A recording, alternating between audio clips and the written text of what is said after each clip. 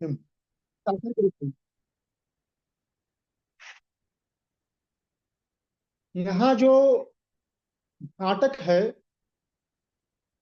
वह वर्तमान समय में राजनेताओं और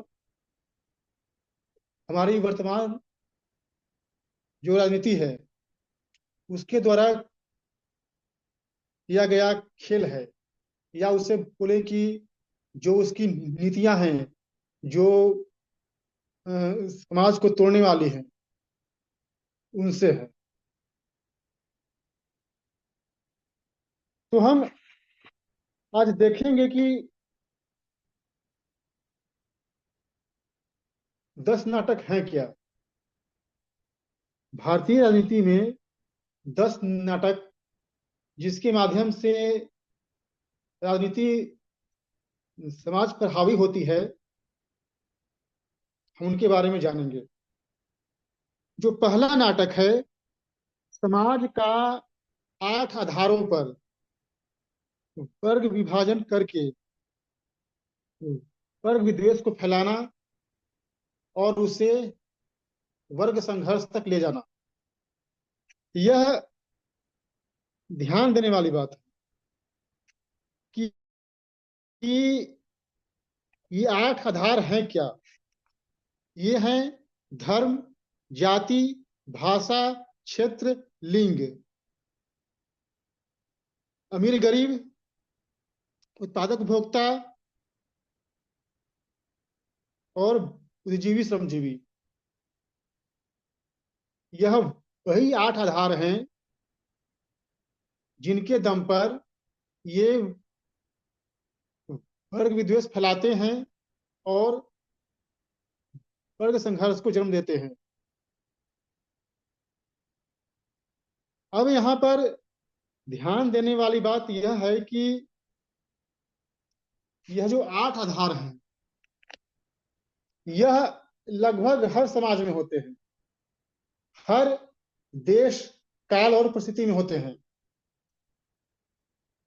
जाति, धर्म, भाषा, क्षेत्र, ये जितने भी 8 आधार हैं यह हर समाज में हर समय में अपने अलग अलग रूपों में, अलग अलग स्वरूप में होते ही हैं, और ये इसी का फायदा उठाकर अपनी रोटियां सेकते हैं। दूसरा है समस्याओं का ऐसा समाधान खोजना कि उस समाधान से एक नई समस्या पैदा होती हो। कहने का मतलब यह है कि अगर समाज में कोई समस्या है तो उस समस्या का समाधान हम कैसे खोजें। लेकिन जब हम उसका समाधान ढूंढते हैं तो पाते हैं कि उसी समाधान में एक नई समस्या रहती है। उदाहरण देता हूं, जैसे आरक्षण है। आरक्षण दिया जाता है कि जो शोषित पीड़ित तबका है उसकी भलाई हो। लेकिन यह जो समाधान लाया गया आरक्षण, यह कहीं ना कहीं समस्या को और बिगाड़ दिया, इसको और गहरा कर दिया। उस इसका परिणाम यह हुआ कि हमारे देश में वर्ग संघर्ष फैला, जिसके कारण समाज टूटा। तो हम देखते हैं कि ये समस्या का समाधान ऐसे करते हैं उससे एक नई समस्या उत्पन्न हो। तीसरा है समस्या की प्रवृत्ति के विपरीत प्रधान की प्रकृति, मतलब यह उसी बात को यहाँ पर कहा गया है कि जो समस्या है, जो उसका प्रकृति है, नेचर है, उसके अनुसार हल ना करके उसके खिलाफ जाकर हल करना। जैसे अगर कोई सामाजिक समस्या है तो उसे सामाजिक तौर पर हल नहीं करना, उसे राजनीतिक तौर पर हल करना, या उसे कानून के द्वारा हल करना। जैसे दहेज की समस्या हमारे देश में है, निसंदेह वह सामाजिक है, लेकिन उसे राज्य ने कानून बनाकर अपराध डिक्लेयर कर दिया है। और जब उसने अपराध डिक्लेयर कर दिया है तो कहीं ना कहीं जो समस्या है उसको बढ़ाता ही है। आगे है राष्ट्र शब्द को ऊपर उठाकर समाज शब्द को नीचे गिराना। इस इसे हमें ध्यान से देखना पड़ेगा, आखिर इसमें क्या बात कही गई है। देखिए, राष्ट्रवाद आज के समय में बहुत ही चर्चित और लोकप्रिय अवधारणा है। आज हर दल राष्ट्रवाद की बात करता है, लेकिन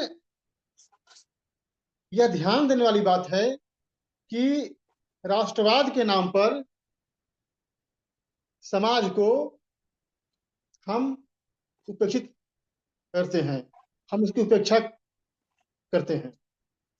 जब समाज की उपेक्षा होती है, हम उसके प्रति उदासीन व्यवहार करते हैं, तो कहीं न कहीं वह कमजोर पड़ता है। राष्ट्र की धारणा पर बल देने से राज्य मजबूत होता है और समाज कमजोर होता है।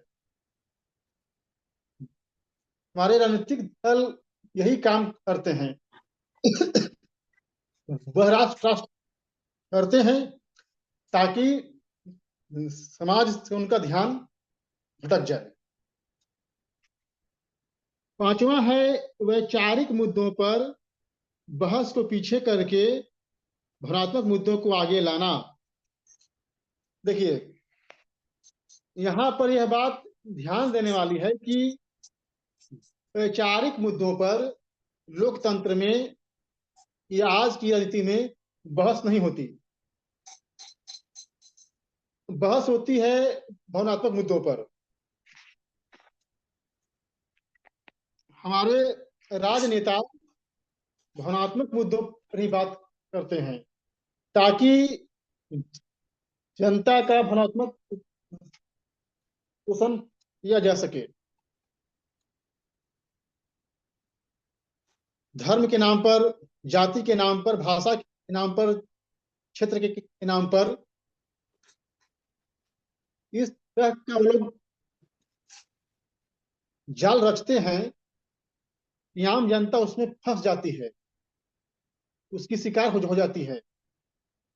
और यह इनका खेल है। छठा है समाज को शासक और शासित में बांटकर दोनों के मनोबल में फर्क करने का संगठित प्रयास। देखिए, यह जो बात कही गई है, अगर हमको इसे समझना है तो हमें जो आज की राजनीति है उसको देखना पड़ेगा। जो आज की राजनीति है वह समाज का ही अंग है, लेकिन जो हमारे राजनीतिक प्रतिनिधि है वह अपने आप को कहते हैं कि हम शासक हैं और जनता है शासित। यह अवधारणा को जन्म देकर हम हमारे राजनेताओं ने अपने आप को श्रेष्ठ साबित किया और इसी के दम पर उन्होंने समाज को बांटा। जब समाज में ही दो वर्ग बन गए, एक है शासक, एक है शासित, तो जाहिर सी बात है वह समाज टूटेगा, वह समाज बिखरेगा। वह हो रहा है। जो सातवां है, समाज द्वारा स्वयं को अपराधी मानने की भावना का विकास। यह इसको अगर हम ध्यान से देखें तो पाते हैं कि आज के समाज को कई तरह से मोरलाइज किया जा रहा है, उसको हीन भावना का शिकार बनाया जा रहा है। देखो तुम्हारे समाज में ये समस्या है, महिलाओं का मुद्दा है, दलितों का मुद्दा है, कर चोरी है। यह जो उपाय हैं यह समाज को कहीं न कहीं गिल्ट में डाल देता है और आप और हम अनजाने में ही कहीं न कहीं हम गिल्ट में जीते हैं और ये उसी गिल्ट का फायदा उठाते हैं। जो आठवां है, शासन की भूमिका बिल्लियों के बीच बंदर के समान। यह एक कहावत है कि दो बिल्लियों के झगड़े में बंदर का फायदा होता है। तो बात सही है। जब वर्ग संघर्ष चलता है, वर्ग विद्वेष बढ़ता है, तो कहीं न कहीं जो समाज है वह बिल्लियों के जैसा हो जाता है, तो आपस में झगड़ते हैं। जब दो बिल्ली आपस में खाने की झगड़ती है तो जो बंदर है वह उनका खाना ले लेता है या उसे हड़प लेता है। यही बात यहाँ भी है। जब समाज के लोग जाति के नाम पर, भाषा के नाम पर, धर्म के नाम पर लड़ते हैं, तो ये राजनेता बंदर के समान राज भोगते हैं या अपना शासन चलाते हैं। जो होना है शांति लाया होगा तो लाया नहीं है शायद। वह है फोन ले आया। हाँ, तो आर्थिक चार्जर तो वही ले समानता आया था। बुद्धि का तांत्रिक स्वरूप है। वो वहीं रह गया, उसमें पूड़ी भी है यह जो बातें हैं कि ना, वो ऐसा है खुलेगा ना किसी से। यह लोग आर्थिक असमानता को कहीं ना कहीं बढ़ावा देते हैं और एक तरह तरह ऐसा काम करते हैं। अंतिम जो है वह यह है कि जो हमारी राज्य व्यवस्था है वह जो उसकी प्राथमिकता है वह है न्याय और सुरक्षा, लेकिन वह क्या करती है, अपने प्राथमिक कार्य को छोड़ देती है और जो उसका सहायक भूमिका है, लोक कल्याण, वह उस पर ध्यान देती है। और ये जब लोक कल्याण की बात करती है तो यह कहीं ना कहीं आम जनता पर अपना अधिकार करती है। देखिए, जब इलेक्शन होते हैं तो हम आपको ये देंगे, वो देंगे, तो ये कहीं ना कहीं लोक कल्याण के माध्यम से या जो योजनाएं हैं उसको लागू करके यह समाज को अपना गुलाम बनाते हैं। यह जब सुविधाएं देते हैं तो जनता खुद ब खुद इन पे आश्रित होती है और फिर ये अपना खेल खेलते हैं। तो ये था आज का विषय, राजनीति के 10 नाटक। मैंने आपके सामने इसे रखा, आप लोगों ने ध्यान से सुना, आप सबको धन्यवाद। धन्यवाद विपुल जी। बाकी के साथी बताएं।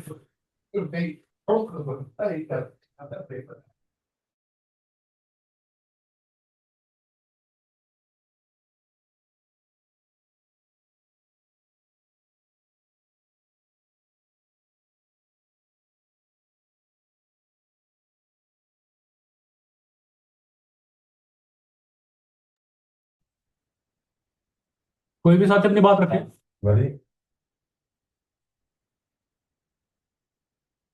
तो सर ये रिक्वायरमेंट और अभी तो जा रहा था, लिस्ट ही लेने जा रहे हैं।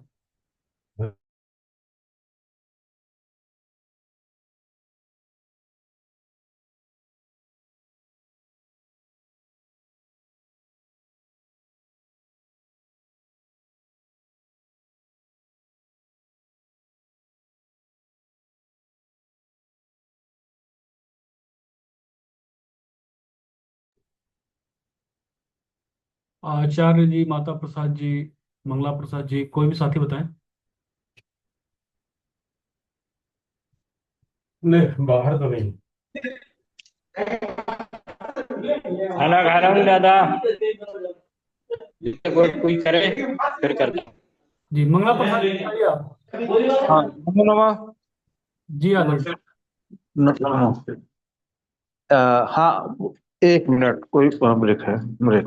हाँ हाँ, ऐसा करिए, 5-10 मिनट बाद, आधा घंटा बाद आओ, थोड़ा बात किया है, ठीक है बेटा। हाँ हेलो। हाँ नमो नमः, हरिओम। आज जो है कि राजनीति के 10 नाटकों पर चर्चा हो रही है। तो विषय वस्तु में समझ में आ रहा है। राजनीति अपने आप में 10 नाटक क्या कोई विषय है 10 नाटकों का, ये तो नहीं समझ पा रहा हूँ। लेकिन जो राजनीति तो नाटक है ही है, ये तो मैं समझता हूँ।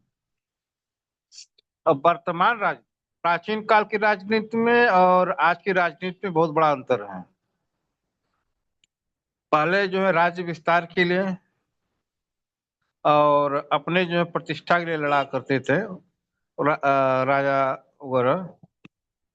उस समय युद्ध का एक नीति थी। लेकिन आज जो वर्तमान लोकतंत्र है, ऐसी कोई बात नहीं है।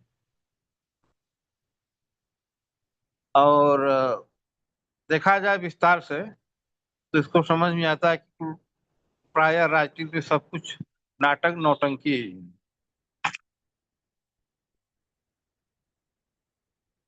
है। आज हम देखते हैं लोकतंत्र की स्थिति में, अब राहुल गांधी हैं विपक्ष में, केंद्र में भाजपा है, तो पक्ष विपक्ष एक बटा हुआ है। और लोकतंत्र एक बहुत अच्छी व्यवस्था है, बहुत शानदार, बड़ी अच्छी व्यवस्था है। लेकिन लोकतंत्र को माध्यम बना लिया गया राज्य करने का, राज्य सुख प्राप्त करने का, और सत्ता पाने और सत्ता बचाने का पूरा खेल ही चलता है। अब जनता को क्या चाहिए, यह सोचना चाहिए। जनता को एक अच्छा वातावरण चाहिए जहां पर समरसता हो, जीविकोपार्जन में सुविधा हो और अपने इच्छा अनुसार अपने योग भोग कर्म को संपादित करने की स्वतंत्रता हो। यही चीज है, अपने संस्कृति के अनुसार, अपने आचार विचार के अनुसार। लेकिन राजनीतिक जो लोकतंत्र की स्थिति है वर्तमान में देखा जाए कि भारत में समान नागरिक संहिता लागू नहीं है, राष्ट्रभाषा लागू नहीं है,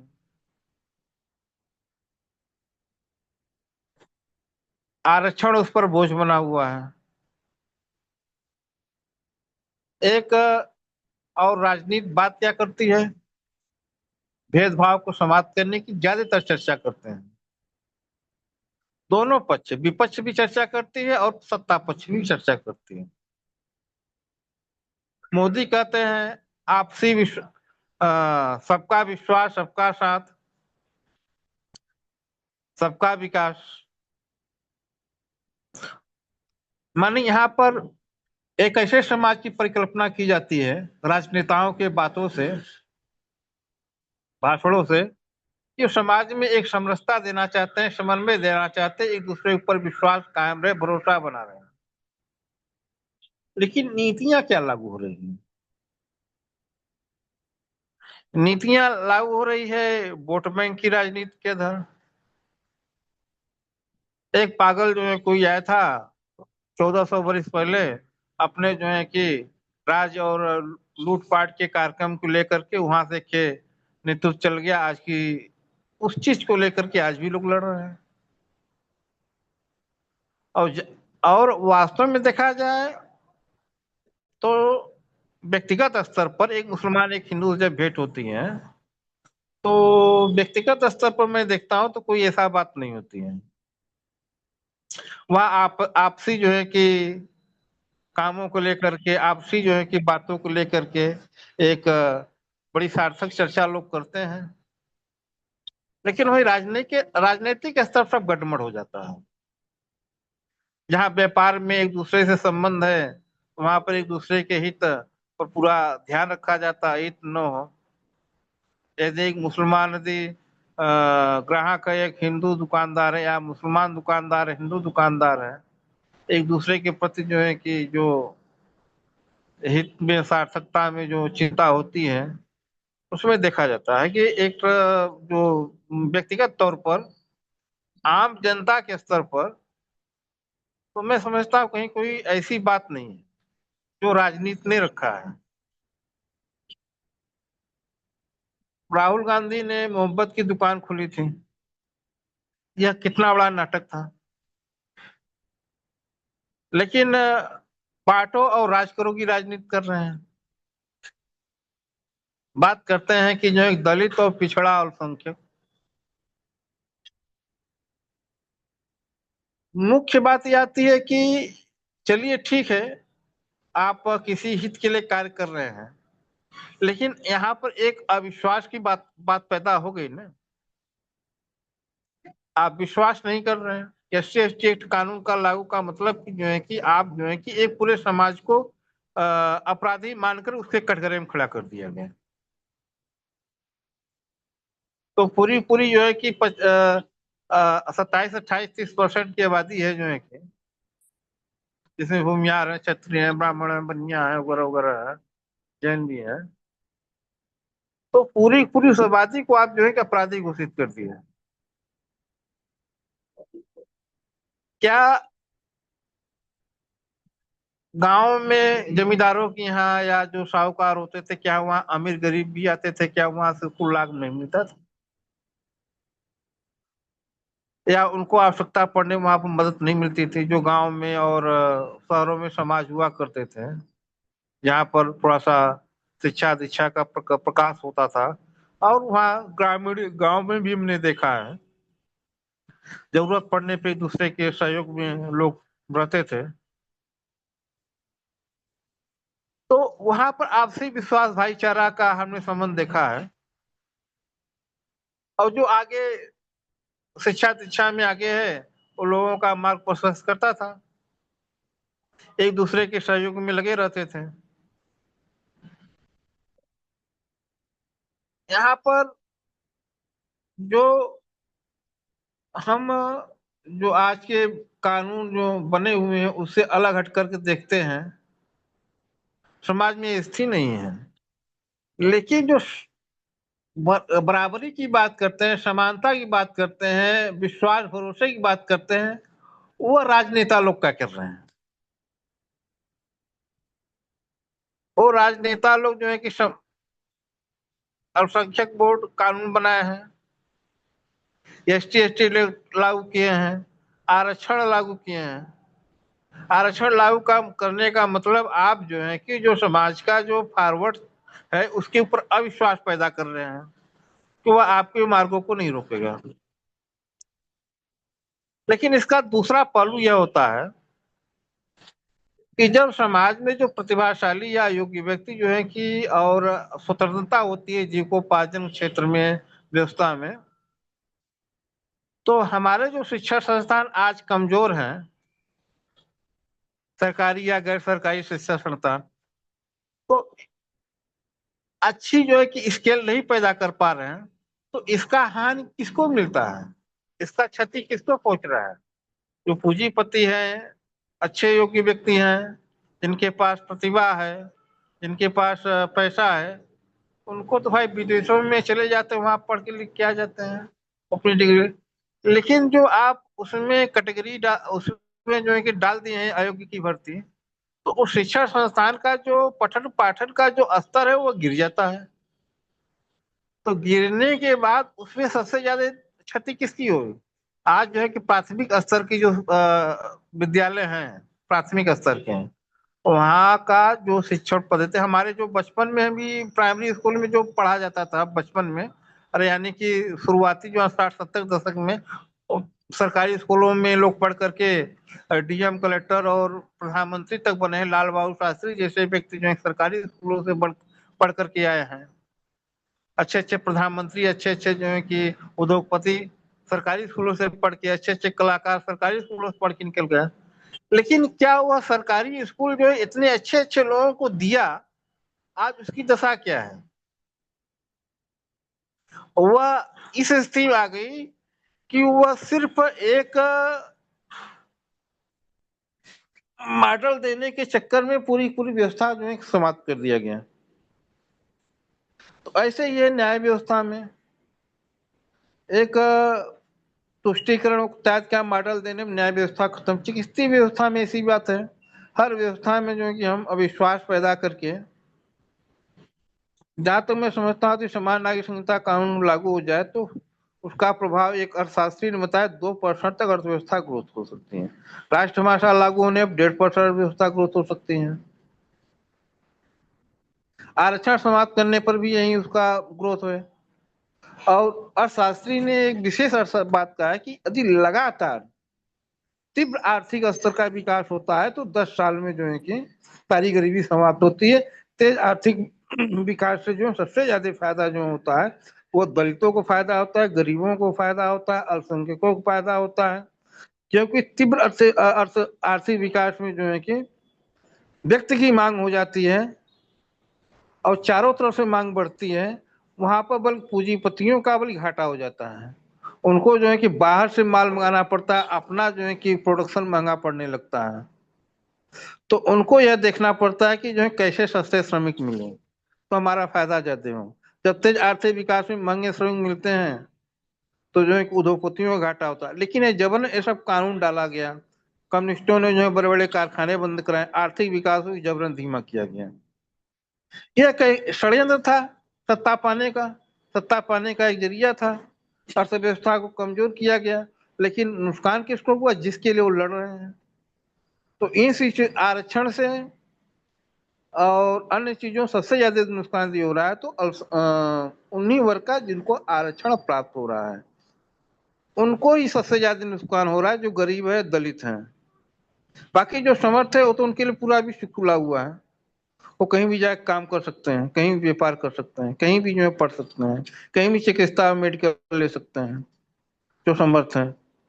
लेकिन जो कमजोर वर्ग है उनको वहीं अपने गांव की जो है कि व्यवस्था में उनको जो है कि अच्छी व्यवस्था चाहिए। और गांव की व्यवस्था में हमने ऐसी व्यवस्था कर दी, जो जो छात्र में जो योग्यता थी उसको इस ढंग से हमने किनारे किया, फिर बाद में वही सब जो है कि लोअर क्लास में सब भर दिए, तो बाद में उनके लिए भी जो है कि भारी पड़ गया। तो ऐसा नहीं होना चाहिए। इसी के साथ मैं बात समाप्त करता हूँ। धन्यवाद। धन्यवाद आदरणीय। बाकी के साथी बताएं। जी बताइए आदरणीय।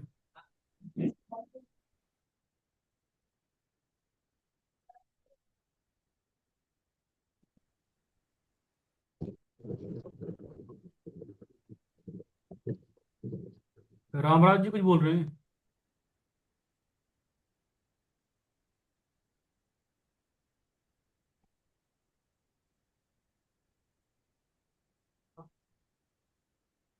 आचार्य जी, पवनजय जी, श्रीकांत जी, कोई भी साथी बताएं।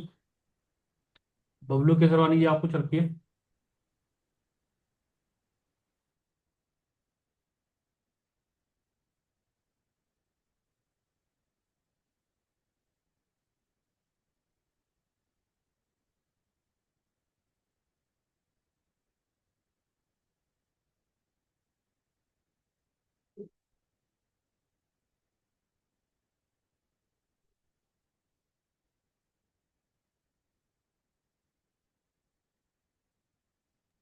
कोई भी साथी बताएं।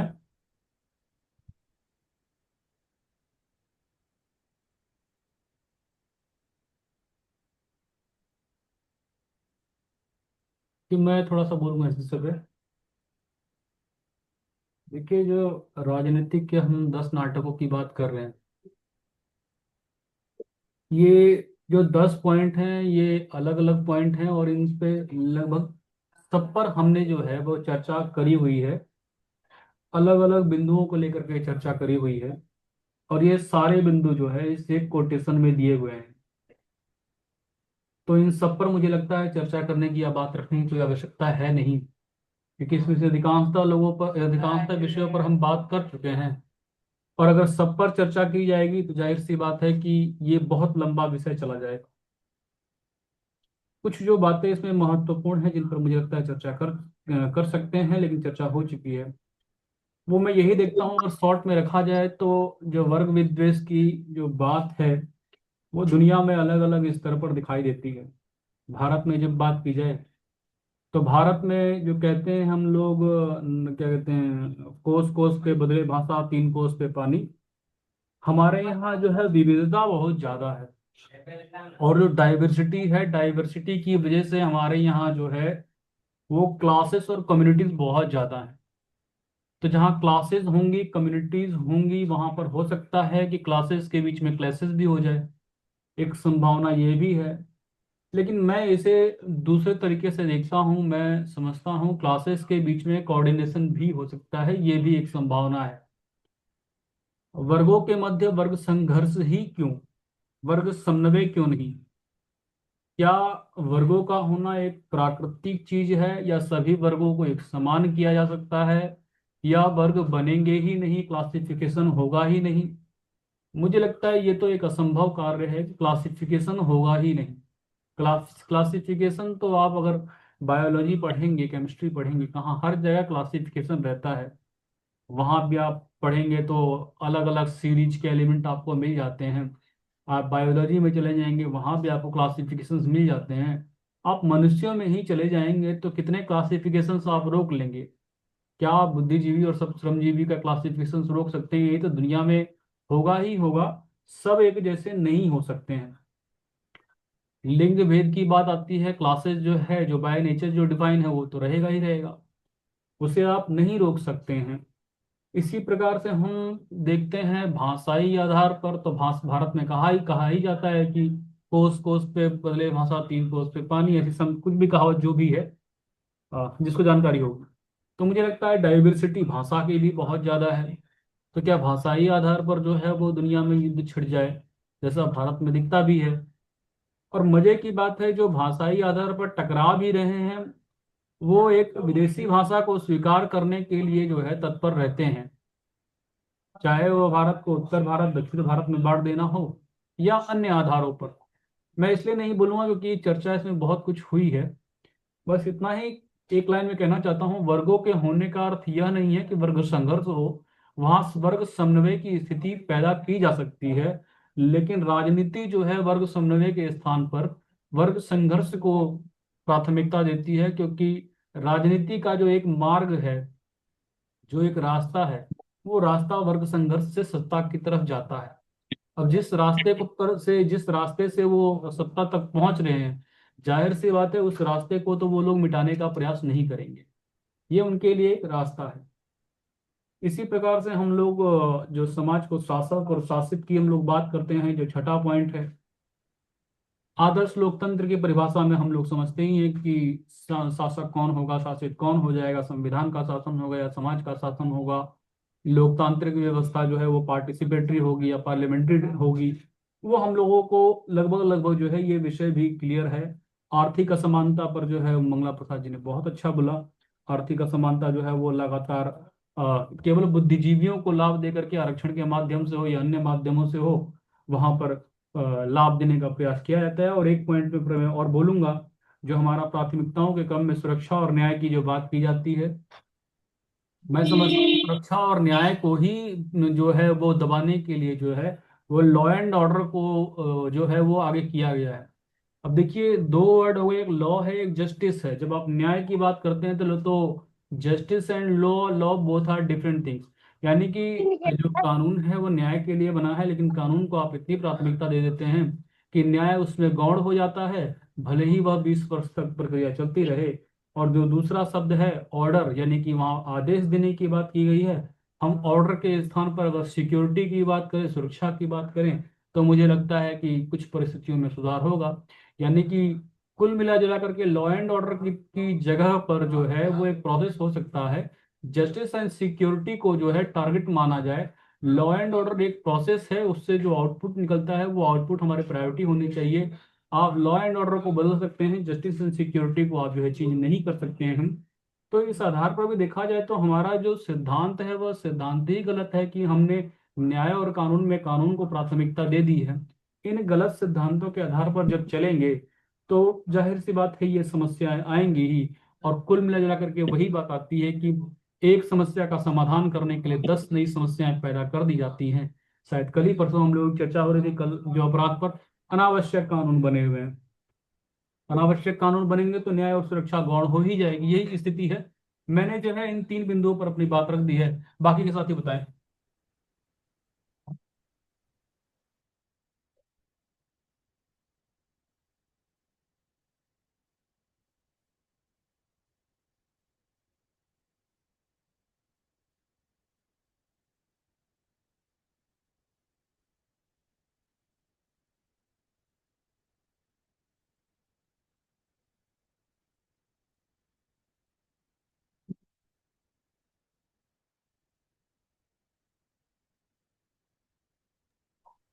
कोई भी साथी अपनी बात रखें।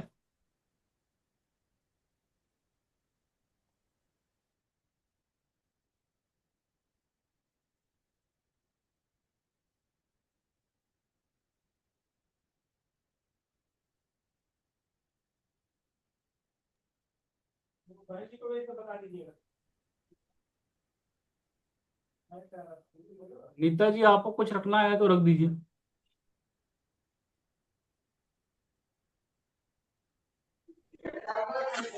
जी भैया जी, जी बताइए। आज बहुत अच्छा है। और अपने शोधन के हिसाब से हम समस्या को पहचान सकते हैं और उस समस्या को अपने मंच पर रख सकते हैं। हमारी आज की समस्या सबसे बृहद समस्या है जिसमें नेता लोग ज्यादा नौटंकी करते हैं। वो पहली समस्या है सर्व शिक्षा अभियान। हर व्यक्ति को ना तो पढ़ाया जा सकता है, ना ऐसी सरकार की क्षमता है, लेकिन फिर भी सर्व शिक्षा अभियान का जो नाटक नेता करते हैं वो अकल्पनीय है, देखने योग्य है। दूसरा है सर्वजन सुखाय, सबको सुखी कैसे कर सकते हैं? सबको सुखी कोई कर ही नहीं सकता, सबकी अलग अलग समस्याएं, अपनी अपनी समस्याएं।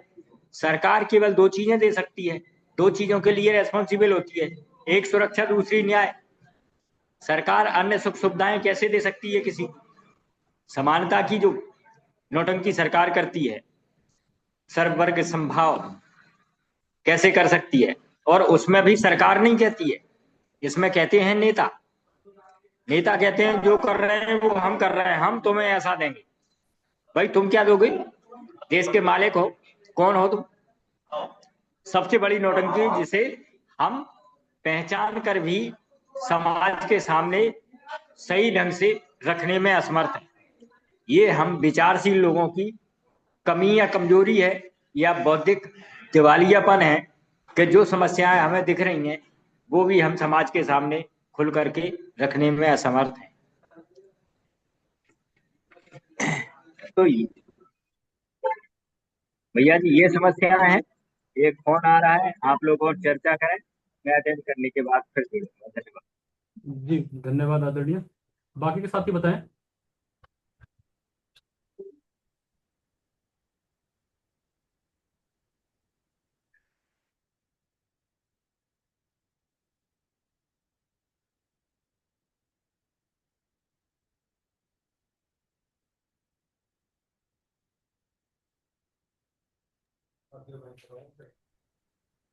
देखिए एक सूचना है, कल से हम लोग जो है अभी मीटिंग को बंद रखेंगे कार्यक्रम तक, और जो है कार्यक्रम 16 को ख़त्म होगा तो 17 या 18 से हम लोग जो है दोबारा मीटिंग को स्टार्ट करेंगे।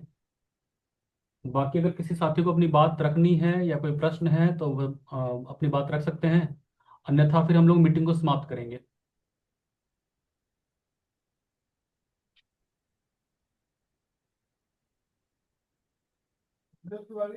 हाँ।